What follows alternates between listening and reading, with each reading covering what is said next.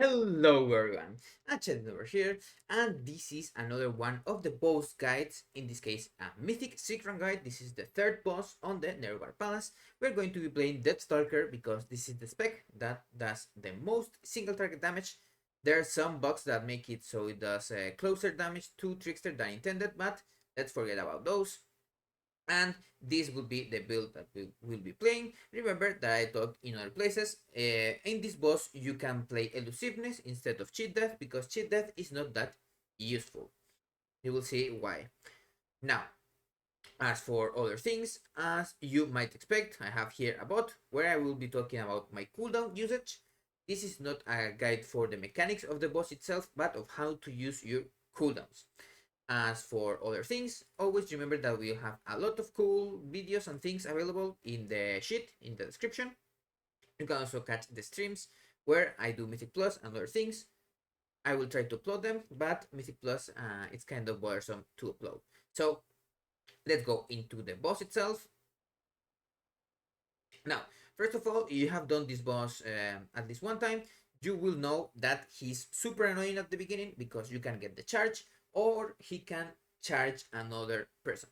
Now, anyway, if you get the charge or not, your opener is almost the same. Now you will see what I do here.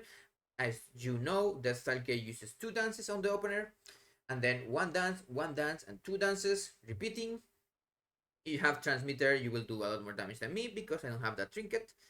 But anyway, what you are going to do is you are going to go and do one dance,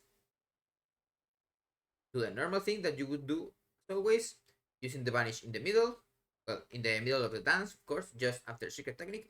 And now here you can see that he is doing the charge. And what you want to do here is you want to sit on your Darkest Night proc and let him do the charge, or if you get the charge, it's the same thing, you move away. And after he does that, you will shadow step him and go into the dance. You can wait 1 second more and you can get that extra cold blood secret technique inside of that dance. But as you can see here, I shadow stepped him and entered dance, used symbols of death, and did an eviscerate. That eviscerate is going to give me back my combo points. And then the perfect play here will be to use a Shadow Strike eviscerate and then Shadow Strike and use my secret technique, but I didn't do that. I did the secret technique. So I lost my cold blood proc, but that doesn't matter that much because you are going to expend it anyway on the next part. Of course, don't get hit by arrows like me. Be a good player. And now here he's going to do his second charge. You might get chosen like me. Go to the correct position. Don't use your dance. You can also see it as you saw here. He parried me. Annoying. And always spend your Darkest Night and your Clear the Witnesses proc. And you might need some spot healing. I'm running Cheat Death. But if you run Elusiveness, you can use Feint or Evasion before the charge hits. And do that. Same thing here. Sit on your Darkest Night and then you can spend it inside of the dance. I didn't do that, but that doesn't matter that much. Now here is one cool trick that you can do. The perfect way to do this is have a weak aura that I have, and you can see here it's shattering, and you can see the thing, and when it's less than 1 second, you press cloak, and you are not going to receive any damage, nor from the shattering sweep, or from the other mobs that are there and he shatters. This, of course, to keep melee uptime. Remember, as Deathstalker, keeping melee uptime is super important because apart from your secret techniques that give you energy and extra combo points, you also have the 10 stack of the thing that increases the auto attack damage, and your hand them down that does damage. As you can see here, I used cloak on the last second and I received no damage or got any knockback. A lot of people got hit, but I didn't.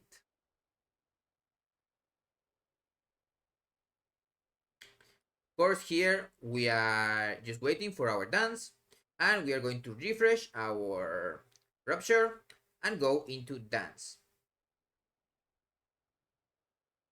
Remember,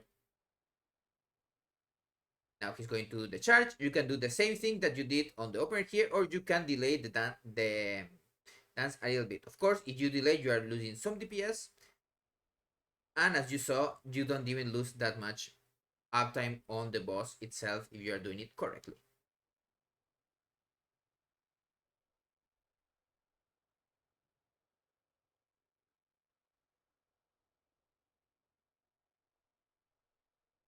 Here, I'm going to delay my dance for the charge. Don't get hit by the arrows.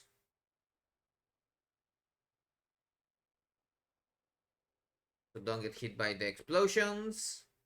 Someone did the explosion the other way, but that's no issue for us as long as we don't get hit.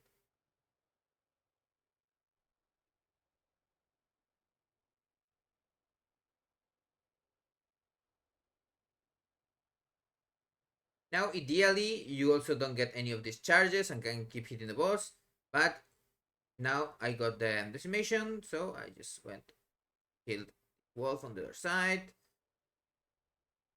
And we are approaching the 3-minute part when we use our second set of cooldowns.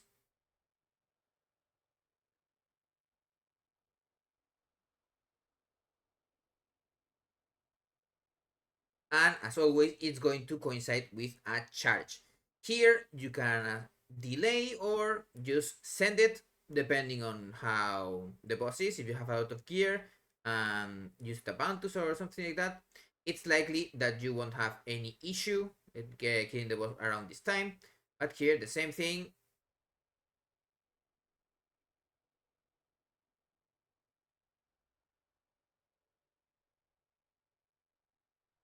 And you get now the second charge on this phase.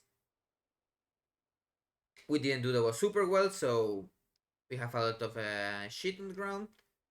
Then I get a charge, go to the place that is free from any those. Try not to hit your partner.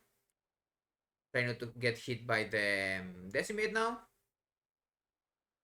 Then use a defensive if needed here. I used a pot.